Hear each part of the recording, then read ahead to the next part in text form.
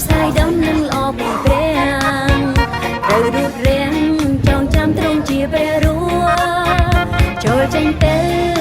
ដោយទឹកចិត្តអំណរព្រះអង្គយើងល្អទ្រង់ជាព្រះបរិសុទ្ធចូលមានអំណរត្រេកអរជាមួយព្រះរួមកបានទ្រង់គុំគូលើអស់ទាំងនេះព្រះចេស្តាព្រះអង្គទ្រង់អស្ចារ្យព្រះបន្ទូលសន្យាទ្រង់មិនដែលប្រែប្រួលឡើយប្រាប់អ្នកស្ដាប់ព្រះយេស៊ូវស្រឡាញ់អ្នក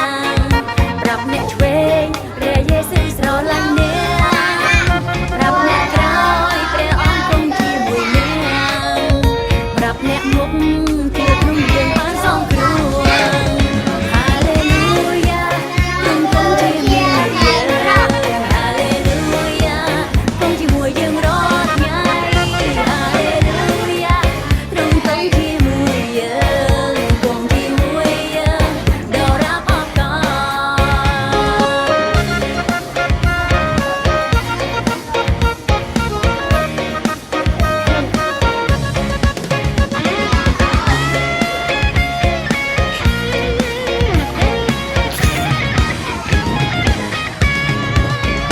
ចូលចេញទៅផ្សាយដំណឹងល្អពីព្រះត្រូវ